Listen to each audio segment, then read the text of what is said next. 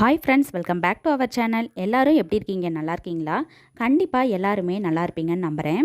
இன்றைக்கி இந்த வீடியோவில் இட்லி தோசைக்கு வெறும் 2 நிமிஷத்தில் அடுப்பே இல்லாமல் சட்னி செய்யணுமா?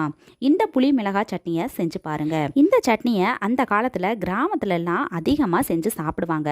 இந்த சட்னியோட ஸ்பெஷலே பச்சையாக சாப்பிட்றது தான். அதுவும் இதில் சேர்க்கக்கூடிய நல்லெண்ணெய் இந்த சட்னிக்கு அதிகமான சுவையை தரும். உங்கள் வீட்டில் இருக்கவங்களுக்கு வித்தியாசமான சட்னியை செஞ்சு கொடுக்கணும்னு நினச்சா இந்த புளி மிளகாய் சட்னியை செஞ்சு பாருங்க. வீடியோக்குள்ளே போகிறதுக்கு முன்னாடி நம்ம சேனலை இப்போ தான் ஃபஸ்ட் டைம் பார்க்குறீங்கன்னா சப்ஸ்கிரைப் பண்ணிட்டு பாருங்கள். அதுக்கு பக்கத்தில் இருக்க நோட்டிஃபிகேஷன் பெல் ஐக்கானையும் கிளிக் பண்ணிக்கோங்க. வாங்க இப்போ வீடியோக்குள்ளே போகலாம். இந்த சட்னி செய்கிறதுக்கு தேவையான பொருட்கள் என்னென்னு பார்த்துடலாம். 10 வரமிளகாய் எடுத்துக்கோங்க. எலுமிச்சம்பழ சைஸுக்கு புளி எடுத்துக்கோங்க.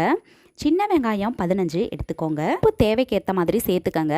3 டேபிள் ஸ்பூன் அளவு நல்லெண்ணெய். இந்த 3 பொருளை வச்சு எப்படி 2 நிமிஷத்தில் ஈஸியாக சட்னி செய்யலாம் அப்படின்னு இப்போ பார்க்கலாம். ஒரு மிக்ஸி ஜார் எடுத்துக்கோங்க. நம்ம எடுத்து வச்சிருக்கக்கூடிய மிளகாயை அதில் சேர்த்துக்கலாம். அடுத்ததாக புளியையும் சேர்த்துக்கலாம்.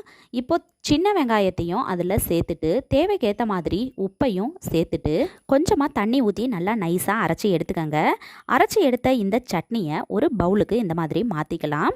அடுத்ததாக இதில் 3 டேபிள் ஸ்பூன் நல்லெண்ணெய் ஊற்றி பரிமாறினா சுவையான புளி மிளகாய் சட்னி ரெடி.